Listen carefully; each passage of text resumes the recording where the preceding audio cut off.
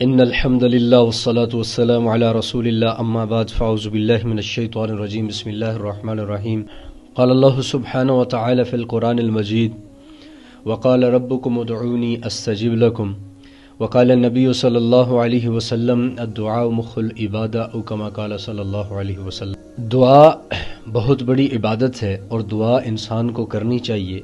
آج کس بندے کے مسائل نہیں، ہر بندہ مسائل کا شکار ہے، پریشانیاں ہیں، بیماریاں ہیں، یہ مسئلہ میرا وہ مسئلہ۔ ان سارے مسائل کا حل، مسائل آتے کہاں سے؟ ما اصاب من مصیبت الا باذن اللہ، مسائل اللہ کی طرف سے آتے ہیں، پریشانیاں اللہ کی طرف سے آتی ہیں۔ یہاں تک کہ سر میں درد داخل جو ہوتا ہے وہ بھی اللہ کے حکم سے ہوتا ہے۔ پاؤں کے اندر چبھنے والا کانٹا بھی اللہ کے حکم اور اجازت کے بغیر پاؤں کے اندر نہیں چبھ سکتا۔ انسان کو ہر وقت دعا کرنی چاہیے، یا اللہ میرا یہ مسئلہ تو دور کر دے، یا اللہ میری یہ پریشانی تو حل کر دے، یا اللہ یہ میری بیماری تو اس کو دور کر دے۔ ہر وقت انسان کو اللہ سے مانگتے رہنا چاہیے۔ اور دعا یہ ضروری نہیں ہے کہ آپ مصلی بچھائیں یا مسجد کے اندر آ کر صف پر بیٹھیں پھر اللہ سے جو ہے التجا کریں، ہاتھ اٹھائیں۔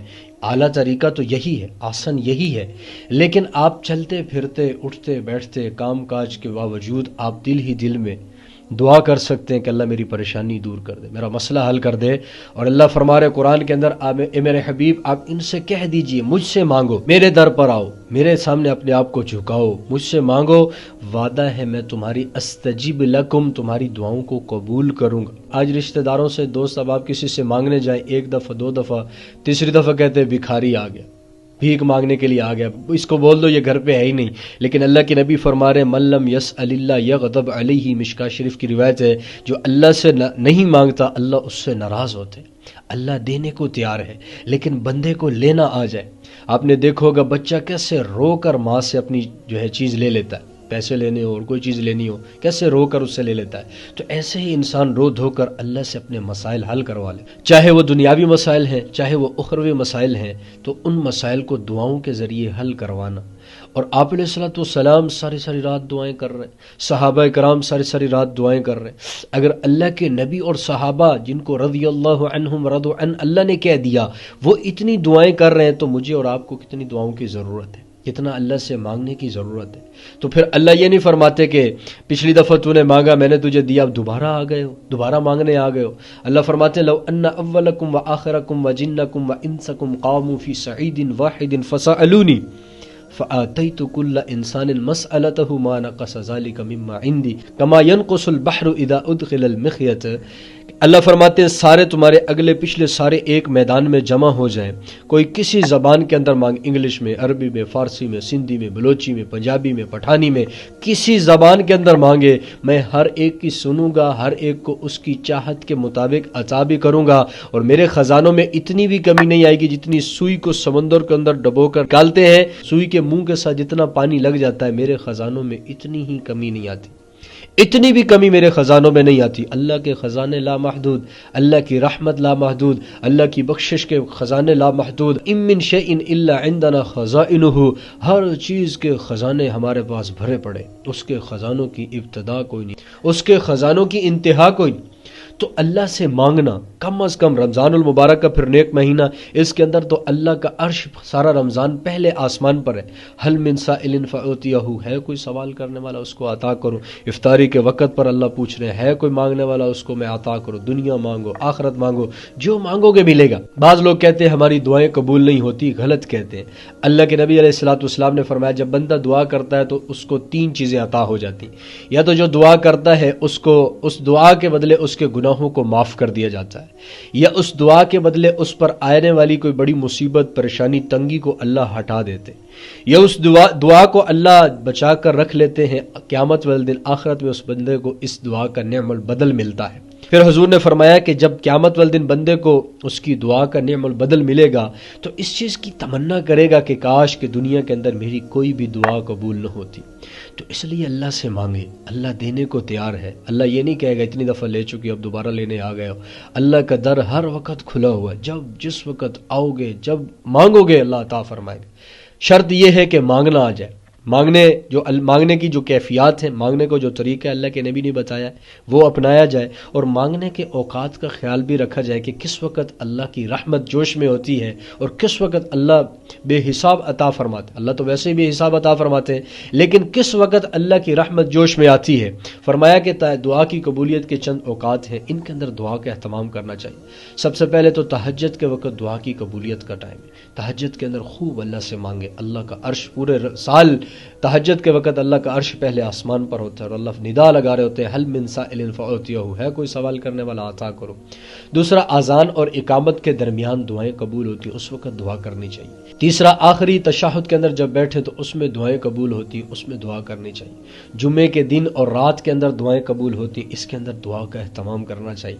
فرمایا کہ جمعے کے دن ایک خاص گھڑی، اس میں دعائیں قبول ہوتی ہیں۔ فرمایا کہ وہ گھڑی عصر سے مغرب کے درمیان ہے، اور علماء نے لکھا ہے کہ وہ غروب سے 25 منٹ قبل کی جو گھڑی ہے وہ ہے، اس کے اندر اللہ دعائیں قبول فرماتے ہیں۔ شب قدر کے اندر اللہ دعاؤں کو قبول فرماتے ہیں۔ فرض نمازوں کے بعد اللہ دعاؤں کو قبول فرماتے ہیں۔ تلاوت قرآن کے وقت اللہ دعاؤں کو قبول فرماتے ہیں۔ ختم قرآن کے موقع کے اوپر اللہ دعاؤں کو قبول فرماتے ہیں۔ اسی طرح افطار کے وقت دعاؤں کو قبول فرماتے ہیں۔ تو ان اوقات کے اندر آپ اللہ سے مانگے، اللہ سے دنیا مانگے، آخرت مانگے، اللہ سے جنت مانگے، اللہ سے جہنم سے جو ہے چھٹکارا خلاصی مانگے، اللہ سے جنت کے اندر حضور کا پڑوس مانگے، اللہ سے اللہ کو مانگے کہ اللہ تو مجھے مل جا، تو میرا بن جا، مجھے اپنا بنا لے۔ تو اللہ سے مانگنا آ جائے۔ جب بندے کو اللہ سے مانگنا آ جاتا ہے، اللہ اپنے خزانوں کے دروازے کھولتا ہے، پھر دنیا کے مسائل بھی حل، آخرت کے بھی حل ہو جاتے ہیں۔ اللہ کے نبی علیہ الصلوۃ والسلام نے فرمایا، ایک بندہ بیت اللہ کا غلاف پکڑ کر رو رہا ہے، اس کے بال بکھرے ہوئے، گرد و غبار کپڑوں پر لگی ہوئی، اور اس کے باوجود مانگ رہا ہے، رو رہا ہے، اللہ اللہ پکار رہا ہے، لیکن کیا ہے؟ فرمایا مطعمہ حرام، اس کا کھانا بھی حرام، ومشربہ حرام، اس کا پینا بھی حرام، وملبسہ حرام، اس نے جو لباس زیب تن کیا ہوا ہے وہ بھی حرام کی کمائی ہے، سود ہے، کسی کو دھوکہ دے کر لیا ہوا ہے، یا اور کسی حیلے بہانے سے خریدا ہوا ہے۔ فرمایا کہ کھانا بھی حرام ہے، پینا بھی حرام ہے، اور اس کا جو لباس پہنا وہ بھی حرام ہے۔ تو ایسے شخص کی پھر دعائیں اللہ قبول نہیں فرماتے، ایسے بندے کی دعا قبول نہیں ہوتی۔ تو اللہ کے نبی نے فرمایا جب حلق میں نوالا حرام کا جاتا ہے تو 40 دن تک دعائیں قبول نہیں ہوتی۔ تو آپ اپنے آپ کو ان چیزوں سے بچائیں جن کی وجہ سے دعائیں قبول نہیں ہوتی۔ فرمایا کہ پھر 4 اسباب ہیں جن کی وجہ سے دعائیں قبول نہیں ہوتی۔ سب سے پہلا، نیکی کے حکم نہ کرنے کی وجہ سے بھی دعائیں قبول نہیں ہوتی۔ تو آپ نیکی کا حکم کریں، آپ خود دعا کر رہے ہیں، دوسروں کو کہیں کہ اللہ سے مانگو، آپ کی یہ ضرورت ہے، یہ پریشانی ہے، اللہ سے مانگو، اللہ آپ کی پریشانی کو دور کر دے گا۔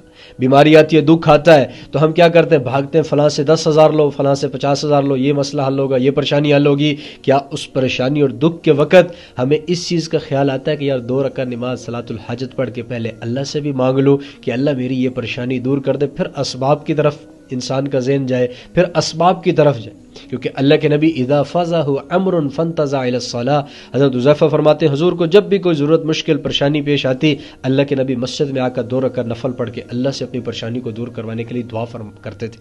نیکی کا حکم کریں۔ دوسرا، گناہ سے اپنے آپ کو بچائیں۔ جب انسان معاصی کا شکار ہو جاتا ہے تو پھر اس کی دعائیں قبول نہیں ہوتی۔ تیسرا فرمایا جلد بازی کرنا، ابھی دعا کی ہے میری، ابھی فوراً قبول ہو جائے، ابھی مصلی پر بیٹھ کر دعا کی تھی کہ فوراً وہ چیز مل جائے، تو جلد بازی میں بھی پھر دعائیں قبول نہیں ہوتی۔ تیسرا فرمایا کہ گناہ کی دعا کرنا، اس سے بھی دعا قبول نہیں ہوتی۔ تو اس لیے دعا جب کرنی ہے تو دعا کے شروع میں اللہ کے نبی پر اللہ کی بڑائی تعریف کریں۔ اللہ کو اپنی تعریف پسند ہے، اللہ کو اپنی تعریف بہت پسند ہے۔ سارا قرآن اٹھا کر دیکھیں کتنی اللہ کی تعریف بھری پڑی، سارا قرآن اٹھا کر دیکھیں اللہ کی تعریف بھری پڑی۔ تو دعا کے اندر سب سے پہلے اللہ کی تعریف کریں، اس کے بعد اللہ کے نبی پر درود بھیجیں، اس کے بعد دعا کریں، اور دعا جب اپنی ضرورت حاجت کو اللہ کے سامنے رکھیں۔ تو جب آپ نے شروع میں اللہ کی تعریف کر کے حضور پر درود بھیجا، پھر آپ نے دعا کی، پھر آخر میں حضور پر درود بھیجا، تو یہ دعا کے اوپر قبولیت کی مہر لگ جاتی ہے کہ اللہ نے آپ کی دعا قبول کر لی۔ عبداللہ ابن مسعود تشریف لائے، فرمایا کہ ابو بکر عمر بھی حاضر تھے، اللہ کے نبی بھی حاضر تھے۔ اب عبداللہ ابن مسعود نے نماز پڑھی، نماز کے بعد بدأت بالثناء، اللہ کی تعریف کی، ثم صلاۃ علی النبی، پھر حضور پر درود بھیجا، پھر میں نے اپنی جو پریشانی تھی، جو مسئلہ تھا، اللہ سے مانگا۔ حضور علیہ الصلوۃ والسلام نے فرمایا سل تعطیٰ، سل تعطیٰ، اب جو مانگو گے وہ ملے گا، اب جو مانگو گے وہ ملے گا۔ تو دعا کے اندر اس چیز کا اہتمام۔ پھر دعا کے اندر آپ وسیلہ بھی اختیار کر سکتے ہیں، اور وسیلہ یہ ہے کہ کسی نیک بزرگ کا وسیلہ، یا اللہ یہ بڑا نیک بندہ ہے، اس کے تو فعل صدقے یا اللہ میرا یہ کام کر دے، میری پریشانی دور کر دے۔ اور سب سے بڑا وسیلہ ہم اہل سنت والجماعت الحمدللہ وسیلے کے قائل ہیں، اور سب سے بڑا وسیلہ، سارے ولیوں سے بڑا وسیلہ، سارے قطب ابدال سے بڑا وسیلہ، سارے صدیقین شہداء سے بڑا وسیلہ، وہ در جس در پر آئے بغیر کوئی ولی نہیں بن سکتا، اللہ کے نبی سے بڑا کوئی وسیلہ نہیں۔ حضور کا وسیلہ آپ دے کہ اللہ حضور کے صدقے، حضور کے وسیلے سے میری بخشش فرما، میری مغفرت فرما، میرا یہ مسئلہ حل فرما، میرا وہ پریشانی دور کر، تو اللہ کے نبی کا وسیلہ دے۔ پھر یہ نہیں ہے کہ وسیلہ کسی بزرگ کا بھی وسیلہ دیا جا سکتا ہے، تو وسیلہ ایک بندے کو چھت پر چڑھنا ہے، اور چھت پر چڑھنے کے لیے سیڑھی استعمال کرتا ہے، اور وہ سیڑھی کو درمیان سے پکڑ کر بیٹھ جاتا ہے کہ یہی چھت ہے۔ دیکھنے والا کہے گا کتنا بے وقوف ہے، نادان ہے، ابے چھت تو اوپر ہے، اوپر چھت پر تو پہنچو۔ تو ایسے ہی وسیلے کو مشکل کشا، وسیلے کو حاجت روا، وسیلے کو داتا، مختار کل، بگڑی بنانے والا، بنی ہوئی بگڑیوں کو بگاڑ دینے والا، بیٹیاں دینے والا، بیٹے دینے والا، ہر چیز قادر مطلق، وسیلے کو سمجھ لینا یہ کفر ہے، شرک ہے۔ قیامت کے دن کفر شرک کی معافی نہیں ہے، باقی ہر گناہ کی معافی اللہ عطا فرمائیں گے۔ تو وسیلہ ایک صحابی آئے اور آ کر عرض کی اللہ کے نبی کے پاس، یا رسول اللہ بارش نہیں ہو رہی، دعا فرما دے۔ ممبر پر تشریف فرماتے اللہ کے نبی نے ہاتھ اٹھائے، وہ ہاتھ اٹھے تو دعا کیسے نہ ہو۔